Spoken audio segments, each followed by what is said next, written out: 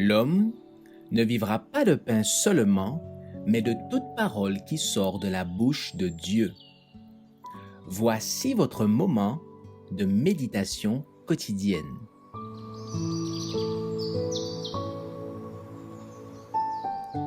Maranatha.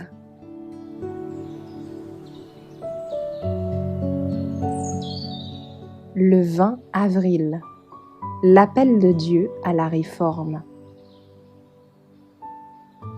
Il marchera devant Dieu avec l'esprit et la puissance d'Élie pour ramener les cœurs des pères vers les enfants et les rebelles à la sagesse des justes, afin de préparer au Seigneur un peuple bien disposé. Luc 1, verset 17.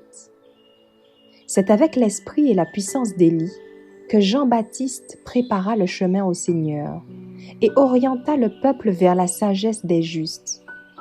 Il était le type de ceux qui vivront dans les derniers jours et qui recevront de Dieu la mission de présenter les vérités sacrées et de préparer la voie pour le second avènement du Christ. Ceux qui préparent le chemin de la seconde venue de Christ sont présentés par le fidèle Élie et par Jean-Baptiste qui vint avec l'esprit d'Élie, afin de préparer le chemin à sa première venue. Le grand thème de la réforme doit être abordé et l'opinion publique doit être touchée. La tempérance dans tous les domaines doit trouver une place dans notre message pour que le peuple de Dieu se détourne de son idolâtrie, de ses excès de table et de son extravagance dans le domaine vestimentaire et dans bien d'autres choses.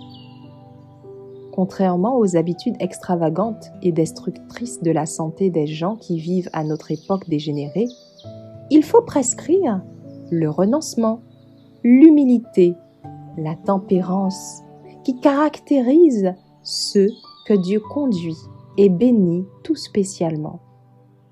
Il nous a montré que la réforme sanitaire est aussi étroitement liée au message du troisième ange que la main l'est au corps. La cause principale de dégénérescence physique et morale de l'homme est la négligence de cet important problème. Celui qui cède à son appétit et à ses passions, celui qui refuse de prêter l'oreille aux conseils, de crainte d'avoir à abandonner ses habitudes malsaines, est coupable aux yeux de Dieu. La Providence a conduit le peuple de Dieu de manière à le libérer des habitudes irrationnelles du monde, de la gourmandise et des passions, et à lui permettre d'entrer dans la voie du renoncement et de la tempérance en toutes choses. Le peuple que Dieu dirigea doit être un peuple particulier.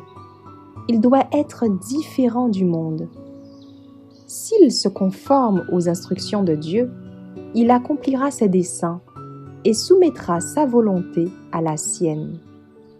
Le Christ habitera dans le cœur de tous. Le temple de Dieu sera sanctifié.